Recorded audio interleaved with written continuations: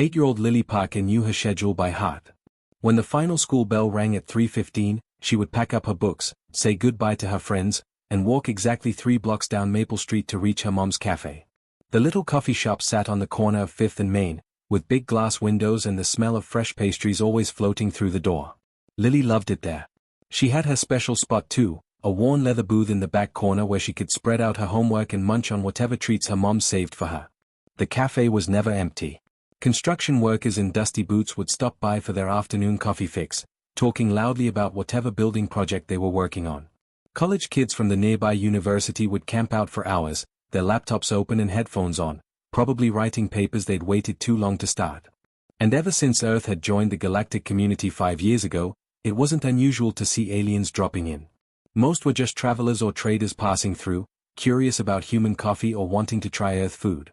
But there was one alien who came every single day, and he was nothing like the others. He always chose table 7, the small round one right next to the window where the afternoon sun would stream in. Lily had been watching him for 2 whole weeks now.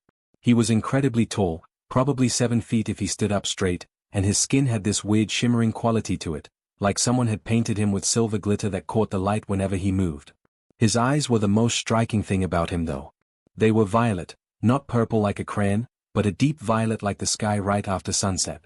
And they looked so incredibly sad. What really got Lily's attention wasn't how he looked though.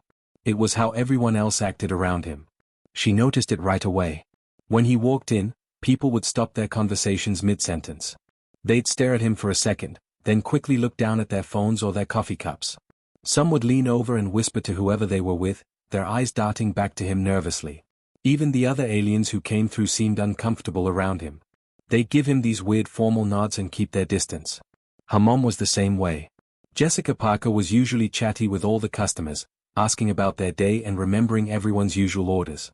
But when she served the alien at table 7, she'd get all stiff and formal. She'd set down his coffee carefully, say something polite, and hurry back behind the counter. Lily had asked her about it once, and her mom had just said that he seemed like someone important and she didn't want to bother him. But Lily didn't think he looked important. She thought he looked lonely. Really, really lonely. He would sit there for hours sometimes, just staring out the window at people walking by. He never pulled out a phone or a book. He never met anyone for coffee. He just sat there, drinking his black coffee slowly, looking like he was a million miles away even though he was right there by the window. It bothered Lily more than she could explain. She kept thinking about how her teacher, Miss Rodriguez, always told them that kindness costs nothing. And sitting alone every single day, with everyone avoiding you, seemed like the saddest thing in the world. So on Tuesday afternoon, after a particularly long day of fractions and spelling tests, Lily made up her mind. She shoved her math homework back into her backpack, grabbed the little container of chocolate chip cookies her mom had packed for her snack, and marched right over to table 7 before she could chicken out. The alien was in his usual spot, staring out the window. Up close, Lily could see tiny patterns in his silver skin, like someone had traced delicate swirls all over him. His long fingers were wrapped around his coffee mug, and he looked even sadder than usual. Lily pulled out the chair across from him and plopped down without asking. His head snapped toward her, those violet eyes going wide with what looked like shock. Around the cafe, she could hear conversations stop. Her mom made a small worried sound from behind the counter. But Lily just smiled at him and pushed the container of cookies across the table. "Hi. You look really sad. Do you want a cookie? My mom makes them fresh every morning and they're really good." The alien just stared at her. His mouth opened slightly, then closed again. He looked at the cookies, then at Lily, then back at the cookies like he couldn't quite process what was happening. The silence stretched out so long that Lily started to wonder if maybe he didn't speak English. But then, very slowly, he reached out and took one of the cookies with careful fingers. "Thank you," he said finally. His voice was deep and smooth, with an accent Lily couldn't place. "That is very kind of you. My name is David." Lily knew that probably wasn't his real name. Most aliens had names that humans couldn't pronounce, so they usually picked Earth names to make things easier. But she didn't care about that. "I'm Lily," she said brightly. "How come you always sit by yourself? Don't you have any friends?" David looked at the cookie in his hand like it was something precious. "I suppose I am not accustomed to people wanting to sit with me. Most prefer to keep their distance." "Well, that's silly. You seem nice." Lily pulled out her homework folder and extracted a piece of paper covered in crayon drawings. "Want to see what I drew today in art class? It's a spaceship. I made it purple because that's my favorite color, and I gave it like 100 windows so everyone inside can see the stars." She held up the drawing proudly. It was pretty crude, just a bunch of circles and rectangles colored in with crayon, but she'd worked hard on it. And then something amazing happened. David smiled. It started small, just a tiny upturn at the corners of his mouth, like he wasn't sure if he remembered how to do it. But then it grew into a real smile that made his whole face look different, younger somehow, and less sad. "That is a magnificent vessel," he said seriously, studying her drawing. "The multiple viewing ports are an excellent design choice. Long space journeys can feel isolating without proper views of the cosmos." Lily beamed. She launched into a detailed explanation of how the spaceship worked, making up fantastic details about hyperdrive engines and alien crew members and adventures on distant planets. David listened to every word, asking questions and adding his own ideas. When she told him about her boring day at school, he nodded sympathetically. When she complained about too much homework, he agreed that learning was important but everyone needed time to play too. What Lily didn't know was that high above them, hidden in the darkness of space where no human telescope could spot them, an entire fleet of warships was watching. Admiral Theron stood on the bridge of the flagship, staring at a holographic display that showed a perfect view of the cafe below. His 3 eyes were all fixed on table 7. "Sir," his second officer said carefully, "the Emperor has been down there for 47 minutes. He is now eating cookies with a human juvenile." Theron made a sound somewhere between a growl and a sigh. "I can see that, Commander. Should we do something?" He specifically ordered us not to interfere with his surface visits. Direct order from the Emperor himself. The 2 officers stood in silence, watching as the most powerful being in the known galaxy dunked a cookie in hot chocolate under the careful instruction of an 8-year-old girl. Back in the cafe, Lily was demonstrating the proper dunking technique. "Okay, so you can't leave it in too long or it gets all mushy and breaks apart and makes a mess. But if you don't leave it in long enough, it's not soft enough. You gotta find the perfect middle spot. Watch." She dunked her cookie in her hot chocolate, counted to 3 in her head, and pulled it out at just the right moment. "See? Perfect." David approached this task with the kind of focus he usually reserved for intergalactic treaty negotiations. He lowered his cookie into the hot chocolate, held it there for exactly 3 seconds, and retrieved it successfully. When it didn't fall apart, Lily actually clapped her hands. "You did it. You're good at this." David took a bite of the perfectly dunked cookie, and for the first time in decades, maybe even centuries, he felt something he'd almost forgotten existed. Not the satisfaction of a successful military campaign or a favorable trade agreement. Not the pride of expanding his empire or the triumph of outsmarting his political rivals. Just simple, pure contentment. The kind that comes from sharing cookies with someone who sees you as just another person, not as an emperor or a conqueror or a symbol of power. He looked at the little girl across from him, still chattering away about her day, and realized he hadn't felt this peaceful in longer than he could remember. The next 3 weeks changed everything for both of them, though neither one quite realized how much at first. Lily started showing up at the cafe even earlier than usual, practically running the last block from school because she was so excited to see if David was already there. And he always was, sitting at table 7 with a cup of coffee waiting, his face lighting up the moment she burst through the door. It became their thing, their special time together, and Lily found herself talking to David about stuff she didn't even tell her best friends at school. She taught him all the important things. Like how to play rock paper scissors, which took forever to explain because David kept trying to understand the logic behind why paper beats rock. "It just does," Lily insisted, laughing at his confused expression.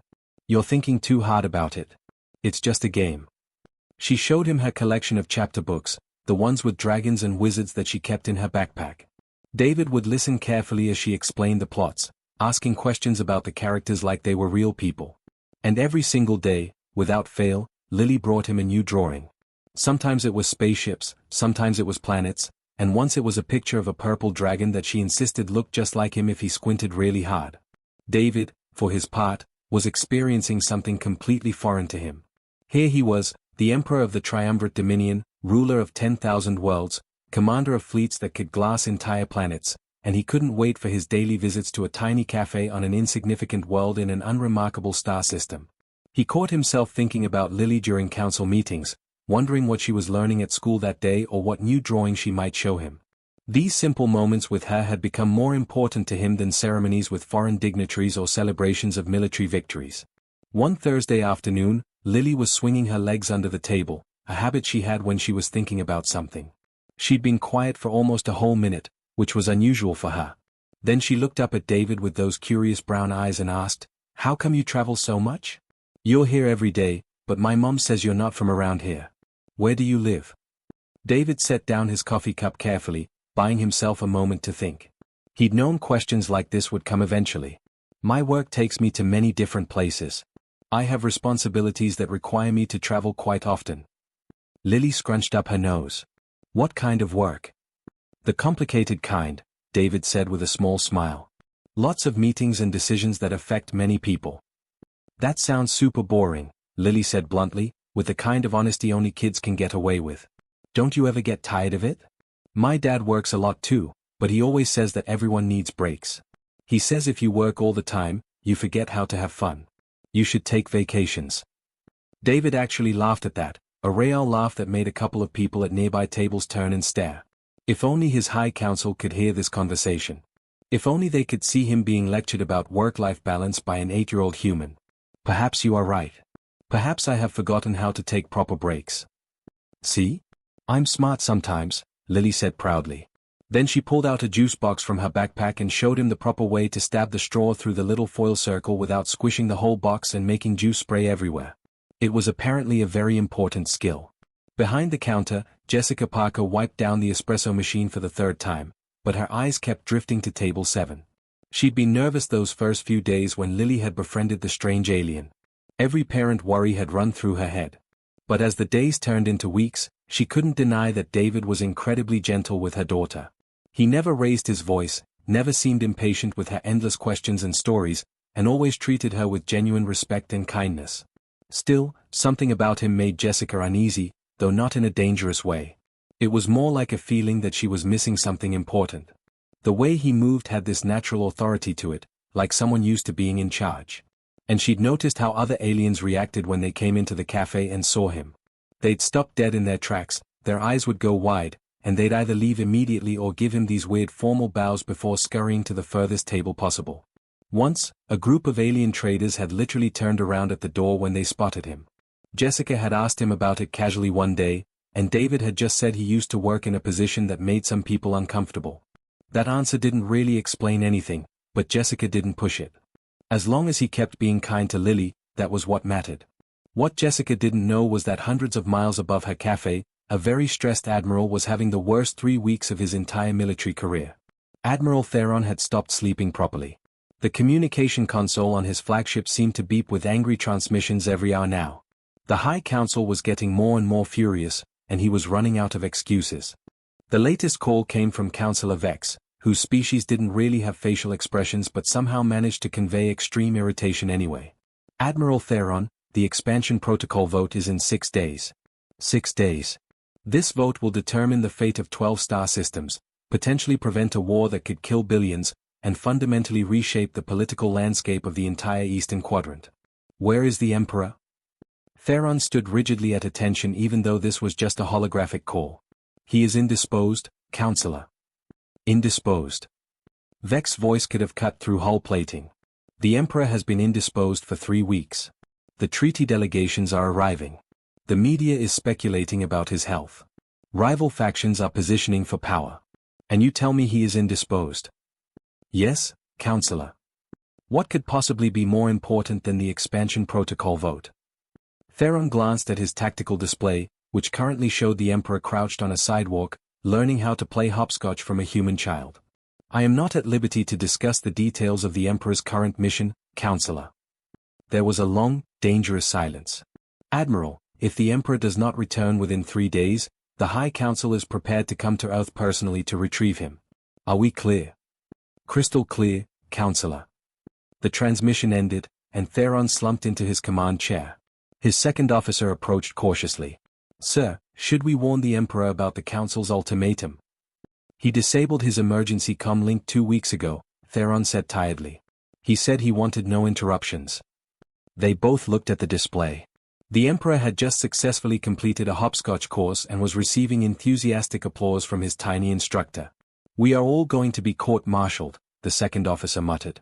"Probably," Theron agreed. Back on Earth, Completely unaware of the galactic political crisis she was causing, Lily had pulled out her art supplies and was working on a new drawing. This one was special. She used her best crayons, the ones she usually saved for really important projects. When she finished, she held it up proudly. It showed two figures standing in front of a building labeled Mom's Café. One was tall and silver, the other short with brown hair and pigtails. Both were smiling huge smiles. At the top, in her careful third-grade handwriting, Lily had written, "My best friend David." She pushed it across the table to him. "Here. You can keep this one." David picked up the drawing with both hands, staring at it like it was the most valuable object in the universe. His violet eyes got this shimmery quality, almost like he was trying not to cry. He looked at the words "My best friend David" for a long, long time. Then, very carefully, he folded the paper and tucked it into the inner pocket of his jacket, right over where his heart would be if his species had their hearts in the same place humans did. "Thank you, Lily," he said, and his voice came out rough and scratchy. "This means more to me than you could possibly understand. More than anything has meant to me in a very long time." Lily just grinned, already pulling out her homework. "You're welcome. Now can you help me with my math? I don't get fractions at all." And so the Emperor of 10,000 Worlds spent the next hour helping a third grader understand why 1/2 was bigger than 1/4, and he couldn't remember the last time he'd felt this genuinely happy. The rain came down in sheets that Thursday afternoon, turning the streets outside into rivers and making the cafe windows blur with water. It was the kind of rain that made everything feel gray and heavy, the kind that matched certain moods perfectly. Lily burst through the cafe door, shaking water from her yellow raincoat like a wet puppy. Her mom called out from behind the counter, reminding her to hang it up properly, but Lily was already scanning the room for David. She spotted him at table 7, but something was different today. He wasn't reading or drinking his coffee or even looking at his phone like he sometimes pretended to do. He was just staring out the window at the rain, and the expression on his face made Lily's stomach twist into a knot. He looked so incredibly sad. Not the regular kind of sad you get when you drop your ice cream or fail a spelling test. This was the deep kind of sad, the kind that sits heavy in your chest and makes everything feel harder. Lily had seen that look on her dad's face once, right after her grandpa died. It was a look that scared her a little because it seemed too big for one person to carry alone. She didn't even bother putting her backpack in the usual booth. She walked straight to table 7, climbed into the chair across from David, and just looked at him for a moment. Up close, she could see that his silver skin seemed duller today, like someone had turned down his brightness. His violet eyes were focused somewhere far away, somewhere she couldn't see. "What's wrong?" Lily asked simply. David blinked, seeming to notice her for the first time. He tried to arrange his face into something resembling a smile, but it didn't reach his eyes. "Hello, Lily. Nothing you need to worry about, little one. Just a difficult day." Lily narrowed her eyes. She'd heard that phrase before. That's what adults always say when something is wrong. My mom says that. My dad says that. My teacher says that. But I'm not a baby. I can tell when people are sad. She leaned forward, putting her elbows on the table. "Are you lonely?" The question hit David like a physical blow. He actually flinched, his breath catching in his throat. He opened his mouth to give her the automatic denial, the practiced response he'd given 1,000 times before. But something about the way Lily was looking at him, with those honest brown eyes that didn't know how to judge or manipulate, made the words die before they could form. In all his centuries of life, through wars and peace treaties, through the rise and fall of civilizations, through diplomatic negotiations and throne room ceremonies, no one had ever asked him that question so directly. His advisors asked him about policy decisions and military strategies. His generals asked him about troop deployments and tactical advantages. His council members asked him about expansion protocols and resource allocation. Ambassadors asked him for favors. Enemies asked him for mercy. Allies asked him for support. But no one, absolutely no one, had ever simply asked if he was lonely. "Yes," he said finally, and his voice came out barely above a whisper. "I am very, very lonely." Lily tilted her head, processing this. "But you're important, right? I mean, the way people act around you and stuff. Important people have lots of friends. They're always surrounded by people. I see it on TV all the time." David made a sound that might have been a laugh or might have been something sadder. "Being surrounded by people is not the same as having friends, Lily. Where I come from, everyone wants something from me. They want trade agreements that benefit their planets. They want territory rights in disputed systems. They want access to resources or military protection or political favors. They bow and scrape and tell me exactly what they think I want to hear. They study my moods and adjust their behavior accordingly. They're terrified of offending me or saying the wrong thing. He paused, looking down at his hands. But you, Lily, the very first day we met, you just walked up and offered me a cookie because I looked sad. You didn't want anything from me. You didn't even know who I was. You just saw someone sitting alone and thought they might like some company and a snack. Lily thought about this seriously, her face scrunching up the way it did when she was working through a hard problem. That's really sad. Everyone should have real friends. My teacher, Mr. Patterson, he talks about this stuff sometimes. He says that being important or famous or whatever doesn't mean you can't have real friends.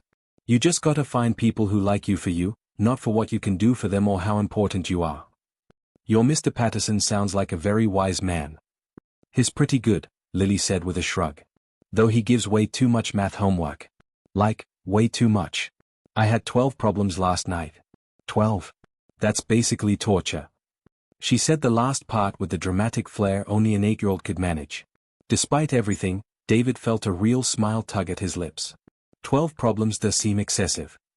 They sat in comfortable silence for a moment, listening to the rain hammer against the windows. Then Lily's face suddenly brightened with an idea, the way it always did when she got excited about something. Hey, I just remembered. We're having an art show at school next Friday. It's like this big thing where we hang up all our art projects and our parents come see them and there's cookies and punch and stuff. I'm showing my space painting, the big one with all the different planets and the stars and the comet I put in the corner. Will you come? David felt his chest tighten. Next Friday. He knew exactly what was happening next Friday. The expansion protocol vote, one of the most critical decisions in decades. 12 star systems hanging in the balance. Delegations from 40 different worlds would be arriving. The entire political landscape of the Eastern Quadrant could shift based on that vote. His High Council had been sending increasingly desperate messages. Admiral Theron had practically begged him to confirm his attendance. There were treaties stacked on his desk that needed review. 3 different border conflicts requiring his mediation. A potential war brewing in the Outer Rim that only his intervention might prevent. His absence had already caused unprecedented political instability. If he missed the vote, if he failed to appear at one of the most important gatherings in recent history, the consequences would ripple across 10,000 worlds. He looked at Lily's hopeful face, at this little girl who'd given him more genuine friendship in 3 weeks than he'd experienced in 200 years. He thought about her careful crayon drawings that he kept in his jacket pocket.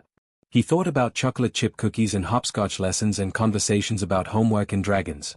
I'll be there, he heard himself say. Lily's entire face lit up like someone had turned on a light inside her. Really? You promise?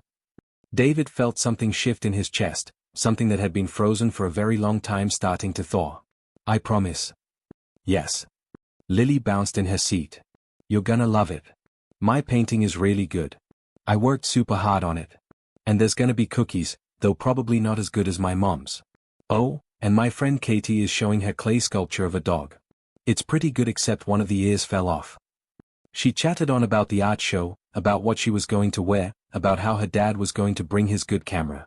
David listened to every word, committing it all to memory, knowing that what he'd just agreed to would probably cause the biggest political crisis of his reign. High above Earth, in the command center of the flagship, Admiral Theron was staring at a holographic message with the kind of expression usually reserved for watching your career end in real time. The message was from the High Council, and it was marked with the highest priority classification. Retrieve the Emperor immediately. Council en route to Earth. Arrival in 6 standard days. This is not a request. Theron looked at his second officer, who'd gone very pale, which was impressive since his species didn't have much color to begin with. They're coming here, the second officer whispered. The entire High Council is coming to Earth. I can see that, Theron said, his voice flat. What do we tell the Emperor? Theron thought about it for exactly 3 seconds. Then he reached over and deleted the message. We don't. He disabled his emergency comm. We have no way to contact him without violating his direct orders. Sir, if the Council arrives and finds out we knew and didn't warn him, then we'll all be court-martialed together, Theron interrupted. But I've served under Emperor David for 40 years. I've watched him conquer worlds and negotiate impossible treaties. I've seen him sacrifice everything for duty, over and over again. And in all that time, I've never seen him actually happy. Not once. Not until now. He gestured at the display showing David and Lily talking in the cafe, both of them smiling despite the rain outside. So we give him 6 more days, Theron said quietly. 6 more days of whatever this is before everything falls apart. He's earned at least that much. The second officer nodded slowly. 6 days. Then the galaxy comes knocking. Then the galaxy comes knocking, Theron agreed. The day of the art show started out perfect. Lily had woken up early, too excited to sleep in. She'd put on her favorite dress, the blue one with little white flowers that twirled when she spun around. Her mom had made special pancakes for breakfast, and her dad had promised to leave work early so he wouldn't miss anything. The whole morning felt magical, like something wonderful was about to happen. By 5 o'clock, families were already arriving at Roosevelt Elementary School. The hallways smelled like sugar cookies and fruit punch. Construction paper decorations hung from the ceiling, and every available wall space displayed student artwork. Lily's space painting had a prime spot right near the entrance to the cafeteria, where everyone would see it. She'd spent hours on that painting, carefully mixing colors to get the planets just right, adding tiny white dots for stars, and painting a bright comet streaking across the corner. She kept running to the front doors, looking for David. He'd promised he would come, and David always kept his promises. Her teacher, Mrs. Chen, had to remind her twice to stop bouncing around and go show her parents where her artwork was hanging. At 5:30, as the sun was starting to sink toward the horizon, it happened. The sky exploded with light. One moment there was nothing but the usual evening sky, planes passing overhead and the first stars beginning to appear. The next moment, massive shapes were materializing out of thin air, and they were so huge that Lily's brain couldn't quite process what she was seeing at first. These weren't the small alien transport ships that occasionally passed through Earth's airspace. These were vessels the size of entire cities, so enormous they literally blocked out the sun. Their hulls were made of some kind of metal that seemed to glow from within, pulsing with power. Strange symbols blazed across their sides, symbols that hurt to look at directly because they were so bright and complex. For about 3 seconds, everyone just stood frozen, staring up at the impossible sight.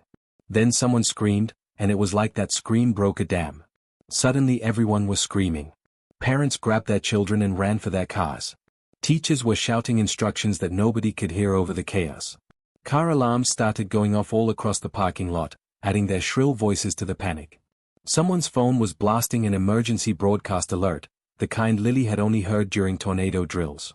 Inside the cafe across town, Jessica Parker was refilling the napkin dispensers when every phone in the building started buzzing at once. She pulled out her own phone and saw the emergency alert flash across the screen. When she looked out the window and saw those massive ships hanging in the sky like dark clouds, her heart stopped. "Lily," she gasped, her hands already shaking as she dialed her daughter's number. "I need to find Lily." She grabbed her keys and ran for the door, leaving the cafe unlocked behind her, not caring about anything except getting to her daughter. Back at the school, while everyone else was running and panicking, Lily stood in the parking lot staring up at the ships with wonder instead of fear. They were terrifying, sure, but they were also the most amazing things she'd ever seen. Real spaceships. Massive, powerful, beautiful spaceships right above her head. Then she saw David walking up the sidewalk toward the school, and her fear completely vanished. David was here. He'd kept his promise. Everything would be okay now. "David," she called out, waving both arms over her head. "Did you see the..." The words died in her throat. The air around David suddenly shimmered, and then figures started dropping from the sky. They fell in perfect formation, landing in a circle around him with precision that looked rehearsed 1,000 times. They were soldiers, Lily realized, though unlike any soldiers she'd ever seen. They wore armor that seemed to be made of the same glowing material as the ships, and they moved in perfect sync, weapons held at rest position but clearly ready to use in an instant. More aliens descended, but these ones weren't soldiers. They wore long robes covered in elaborate patterns that glowed and shifted, symbols of authority and power that even Lily could recognize. There were 6 of them, each one looking more important and intimidating than the last. The one in front, a tall woman with skin that looked like it was made of blue crystal, stepped forward and did something Lily had never seen anyone do to David. She bowed. Not a little polite nod, but a deep, formal bow that spoke of ceremony and ritual and customs older than Lily could imagine. "Emperor Kale Thorian," the woman said, her voice carrying clearly across the parking lot even though she wasn't shouting. "The High Council demands your immediate return. The expansion protocol vote cannot proceed without you. 12 star systems are waiting. The delegations have assembled. Your empire needs you. The world seemed to tilt sideways. Lily heard the words, but they didn't make sense. They were like puzzle pieces that didn't fit together. Emperor? David was an emperor? News drones were appearing overhead now, dozens of them, their cameras focused on the scene. Somewhere in the chaos, Lily could hear reporters shouting into microphones, but their words were just noise. All she could focus on was David, no, Emperor Thorian, standing there in his simple jacket, the one with her drawing folded in the pocket, looking at her with an expression she'd never seen before. He looked terrified. On screens across the planet, headlines were already flashing. Galactic Emperor discovered on Earth. Alien leader hiding among humans. Breaking, Emperor of trillion-being civilization found in small town. The footage of David surrounded by his guards was being broadcast to every corner of the world. Within minutes, it would spread across the entire galaxy. David took a step toward Lily, and the guards moved with him, maintaining their protective formation. He held out one hand like he was reaching for something precious and fragile. Lily, please let me explain. You lied, Lily said. Her voice came out small and hurt, barely louder than a whisper, but somehow it cut through all the noise and chaos around them. You lied to me. I can explain. You're not just David.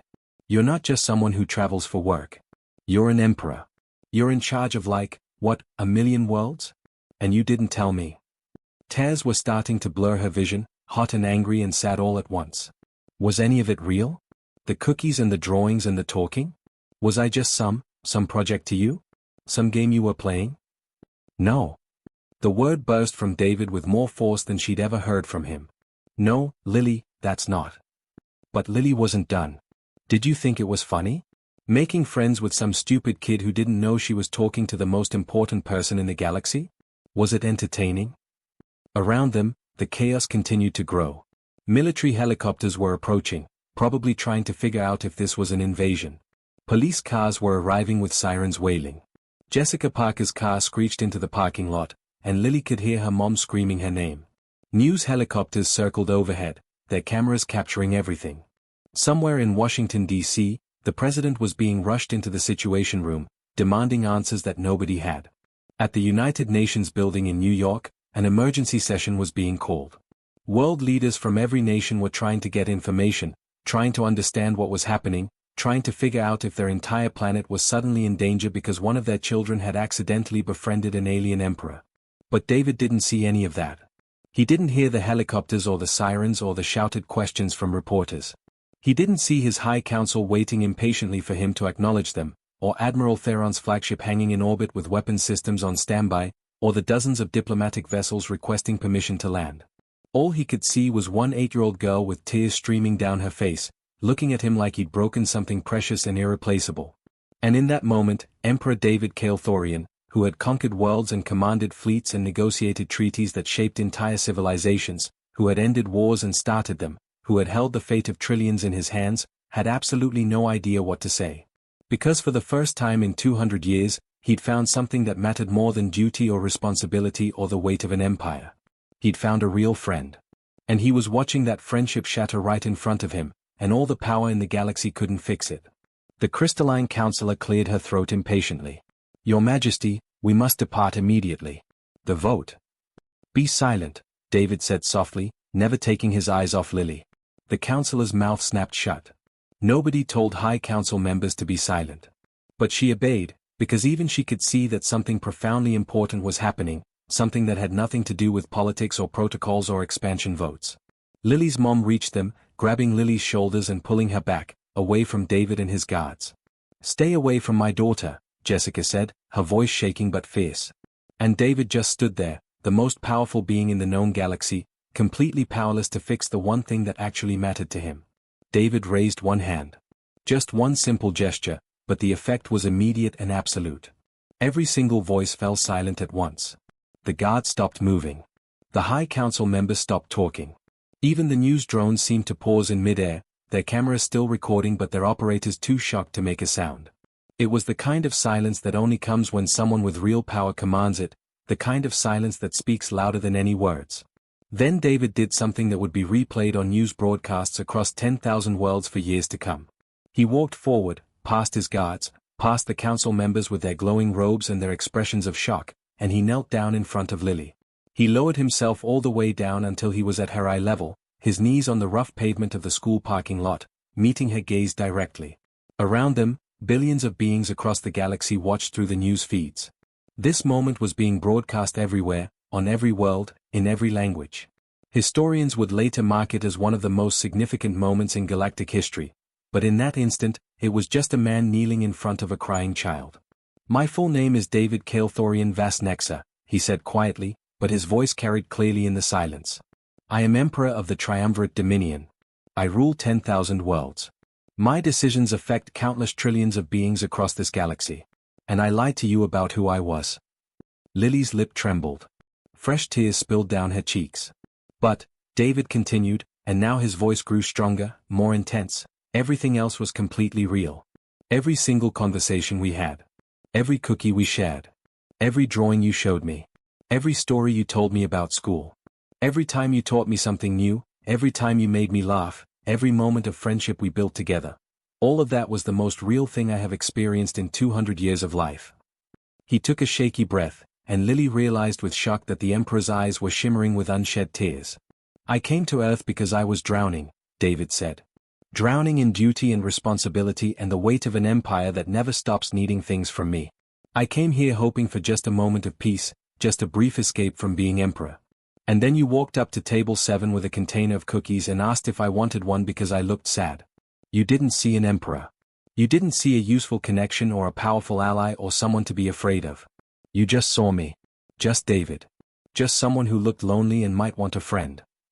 "But you're still leaving," Lily whispered, her voice breaking. "You have to go back to your empire and your important job and your million worlds. Important people always leave. They always have something more important to do." David turned his head and looked back at the High Council waiting behind him. Their expressions ranged from impatient to concerned to downright angry. Beyond them, he could see the massive ships hanging in the sky, each one carrying thousands of crew members, all waiting for his command. He thought about the expansion protocol vote, about the 12 star systems whose fate hung in the balance, about the treaties and conflicts and crises that had been piling up during his absence. Then he looked back at Lily, at this incredibly brave little girl who had given him the gift of genuine friendship without asking for anything in return. He made his choice. David stood up, rising to his full height. When he spoke this time, his voice carried the full weight and authority of his position. It was the voice of someone who had commanded fleets and conquered worlds, the voice that had spoken at 1,000 ceremonies and negotiations. It was the voice of an emperor. "I hereby declare Earth a protected world of personal significance, under my direct imperial seal," he announced. Every word was being recorded, transmitted, and would become part of official galactic record. Humanity will have complete autonomy over their own affairs and a permanent seat on the Galactic Council with full voting rights. This is not granted for military strength, not for economic resources, not for strategic location. This is granted because humanity possesses something increasingly rare in our galaxy, the ability to see beyond power and status, beyond usefulness and advantage, to simple friendship and basic kindness. The High Council members looked absolutely stunned. Several of them started speaking at once, voices overlapping in protest. "Your Majesty, this is completely unprecedented. The implications for galactic policy. The other species will demand equal." "I am not finished," David said, and the authority in his voice cut through their protests like a knife. They fell silent immediately. He turned back to Lily, and his voice softened again. "And I will return here, to your mother's café, once every month without fail. Because I made a promise to a friend. And if there's one thing I've learned, it's that emperors who break their promises to friends don't deserve to be emperors at all." Lily stood there, wrapped in her mother's protective arms, studying David's face. Her eyes were red from crying, and she was still shaking a little bit. The silence stretched out for what felt like forever. Everyone was waiting to see what this little girl would do, what she would say. The fate of Earth's relationship with the galactic community seemed to hang on her next words. Then, very slowly, Lily reached into the pocket of her flower dress and pulled out something wrapped in a napkin. She'd been saving it for later, for after she showed David her painting. It was a chocolate chip cookie, one of her mom's special ones. "You missed snack time," she said, her voice still a bit wobbly but getting stronger. She held out the cookie. David's hands were actually trembling as he accepted it. He held that cookie like it was the most precious object in the entire galaxy, more valuable than all the treasures in his imperial vaults combined. Thank you, he whispered, and his voice cracked on the words. Lily took a step forward, away from her mom's protective grip. She looked up at David seriously. You can still come see my painting. The art show's not over yet. That's why you came, right? David nodded, not trusting himself to speak. Okay then. Lily grabbed his hand, which made several of the guards tense up, but David waved them back. Come on. It's in the cafeteria. I worked really hard on it. And so, while the world watched in absolute disbelief, while news anchors across the planet struggled to find words to describe what they were seeing, while the High Council stood frozen in shock, Emperor David Kalethorian let an 8-year-old girl lead him by the hand into Roosevelt Elementary School to look at children's artwork. The art show continued. Parents who'd been panicking slowly started to return. Teachers tried to restore some sense of normalcy. Anne Lily showed David her space painting with all the planets and stars and the comet in the corner, explaining every detail while the Emperor of 10,000 Worlds listened like it was the most important briefing he'd ever received. 3 months passed. Life on Earth changed in ways both big and small. Humanity suddenly had a seat at the galactic table, treaties were being negotiated, and Earth's status had shifted overnight from backwater planet to protected world. But in the Imperial Palace, in the private quarters where Emperor David lived surrounded by centuries of history and power, there was a wall that confused every visiting dignitary who saw it. Where other emperors might display battle maps or strategic intelligence or portraits of their victories, David had something else entirely. It was a child's crayon drawing. 2 figures standing in front of a building labeled Mom's Café. One tall and silver, one small with brown pigtails. Both with huge smiling faces. At the top, in careful 3rd-grade handwriting, MY Best Friend David. His advisors had learned not to comment on it. The ones who'd made jokes early on had been met with expressions that made it clear some topics were absolutely off-limits. Every month, like clockwork, the Emperor's schedule would show a block of time marked simply as Earth visit. His High Council learned to work around it. Important meetings would be rescheduled. Urgent matters would wait. Because once a month, without fail, Emperor David would return to that small cafe on that unremarkable planet, and he would sit at table 7 with a little girl who'd once offered him a cookie. Lily held him accountable too. She'd scold him when he started talking too much about Emperor stuff, and not enough about regular things. She'd remind him to take vacations and not work too hard. She'd show him her latest drawings and tell him about school drama and teach him the new playground games she'd learned. The story spread across the galaxy faster than any news broadcast could carry it. It became legend, then myth, then something more important than either. On 10,000 worlds, in countless languages, parents told their children the story of how humanity joined galactic civilization. Not through weapons or wars. Not through threats or demonstrations of military might. Not through trade negotiations or strategic alliances. But through an 8-year-old girl named Lily who saw someone sitting alone and sad, and decided that the kindest thing she could do was offer them a cookie and some company. And the galaxy learned a lesson it had somehow forgotten over countless centuries of politics and power and expansion. Sometimes the most powerful force in the entire universe isn't military strength or economic influence or strategic advantage. Sometimes it's just simple, fearless, human kindness. The kind that sees past titles and power to the person underneath. The kind that offers friendship without asking for anything in return. The kind that reminds even emperors that beneath all the responsibility and authority, they're still just people who sometimes feel lonely and need a friend. And that kind of kindness can change not just one life, but an entire galaxy.